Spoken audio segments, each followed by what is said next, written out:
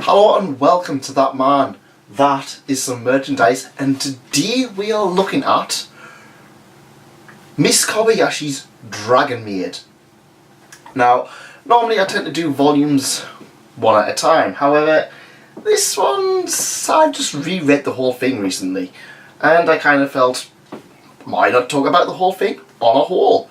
This is not something I will end with this one. I do intend to go back to Dragon Maid as and when new volumes come out, as well as all of the spin-offs. I do have another volume of Kanna's Daily Life which I will be covering very soon. But the main series, I thought, might as well talk about it. Now, if you've never heard of Miss Kobayashi's Dragon Maid, where have you been living?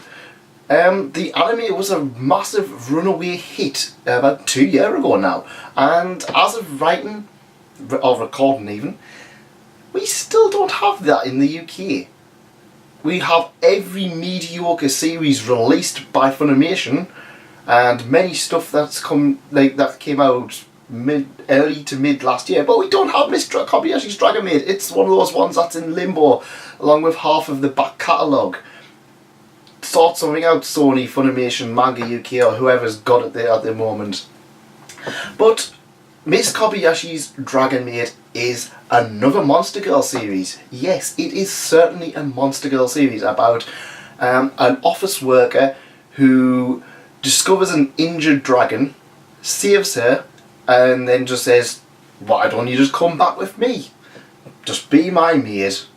Yes, the main character has a very high maid obsession. And so the maid, Toru, she comes back with Kobayashi and they become involved with each other. It's Yuri, but it's not over the top Yuri. It's there, but it's not kind of like, it's very more of a slice of life. It very much feels like the Yuri is kind of the second part of it. It's more of a natural thing rather than the whole series being like, oh, what they're gonna do. Compared to the anime, because a lot of people had issues with the anime being quite ecchi, this is like a completely different level, and I'm not surprised. The mangaka Cool K.U. Ninja, I've not pronounced that right. They actually have done a lot of stuff with Monster Musume as well. Again, something else I will be covering in the near future.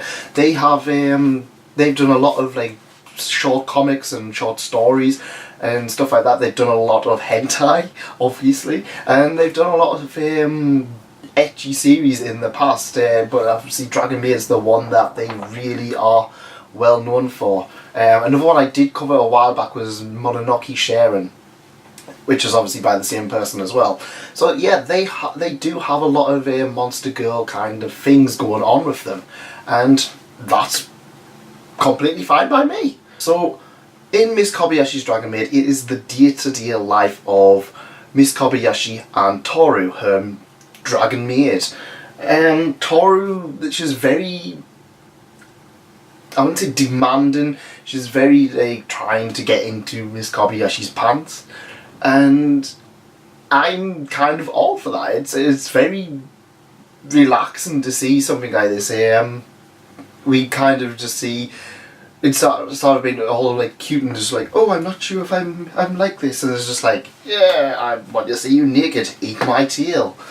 And it's really funny. It's actually really over-the-top, ridiculous funny, and that's one of the things I love about the series, is that it's one of those series you can pick up and just read so easily, should you desire it, and I love it for that. And as of writing, there are 7 manga in English. There's another one, Volume 8, this just came out in Japan, so it's going to be a while for that. Actually, Volume 8 confirmed as Season 2, so everyone's all happy and like, yay! But is it worth reading if you've watched the anime? Yes it is. The anime actually overly covers up to Volume 3. So if we include the the anime is only going to go up to like Volume 6 or 7 for Season 2. So right now you can pretty much see more in here than you're going to see for a long time, and it's quite refreshing to see that in a manga. Seven Seas, bless them, they were really on the ball. I think this came out, I think this was like October or November, just before the series came out, so I think Volume 1 and Volume 2, or 2 might have came out as the series was airing, or it was just towards the end. So it was, they had 2 volumes already out, so that was pretty much most of Season 1 already covered and out there. And since then they've released the other ones like rather rapidly. I'm not going to lie, I mean, I've had this one, Volume 7, since about October, and I've only just read it. I'm really behind on manga. But yeah, that's the last one for a while, and it's because it's been popular, we've had a lot of spin-offs. Like I said, we have the Kana spin-off where I did cover that a while ago, volumes 1 to 3. And we've got an Elma spin-off, which is being dispatched, so I'll be reading that soon. And we have a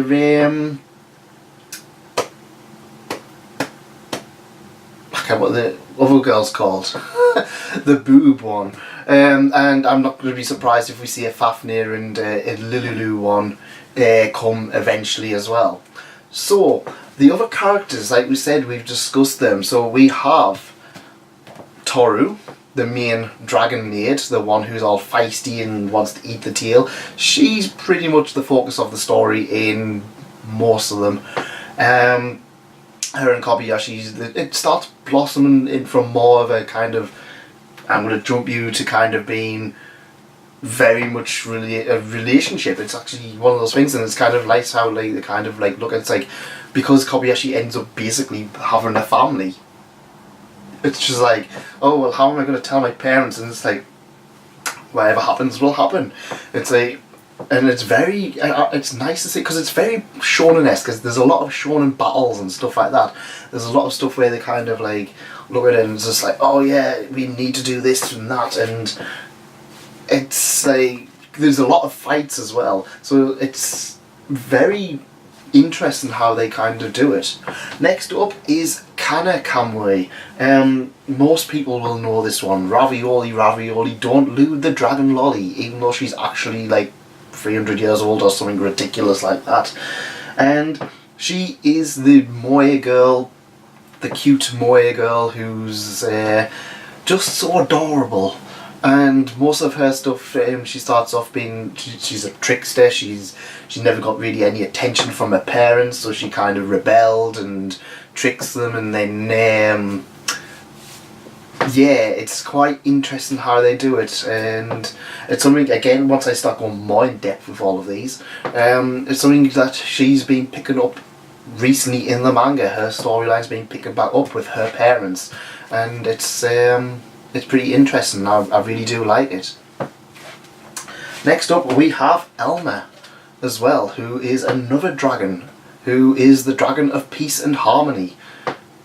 Yeah, I like the whole idea of it. She's a munchy character who likes to eat a lot of stuff. That's the easiest way to see it.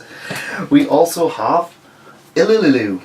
She doesn't appear in the anime, but she is, yeah, I'm really interested to see how they're going to deal with her in the anime for season 2, because she looks young, but she's got massive boobs, like the biggest ones out of all of them, and it's kind of creepy in this picture, but it does work out a little bit more when she starts becoming more human and gets a human form anyway, and looks more normal.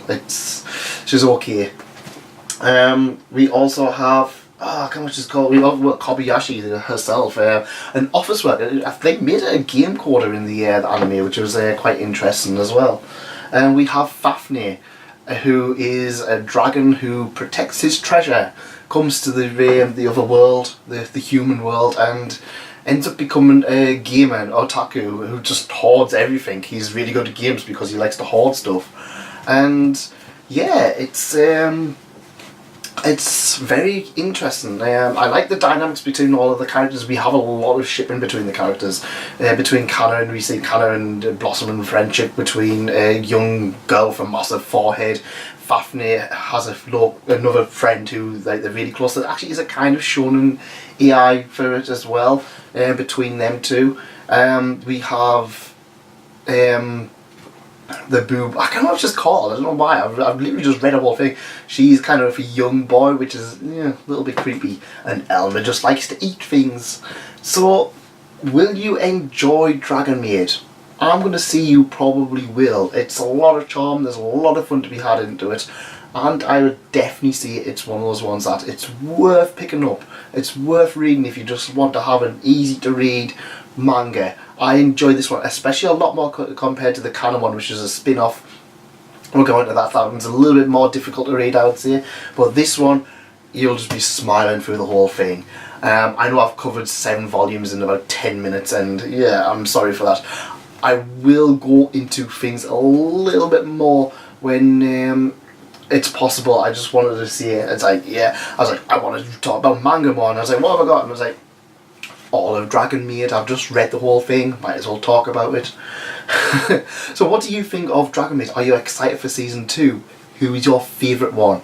Mine's, I don't know, I don't think I've got a favourite one. I'd probably say Toru overall, but they're all good girls, and it's quite rare to see a series where they are all good girls. Actually, Fafnir is easily the best one. But let me know your favourite Dragon Maid character in the comments, and what do you want to see from season 2. If you did enjoy this, please leave a like, please consider subscribing. It really does help out, and like I said, enjoy your day. Thank you for coming, and thanks again for staying. Goodbye.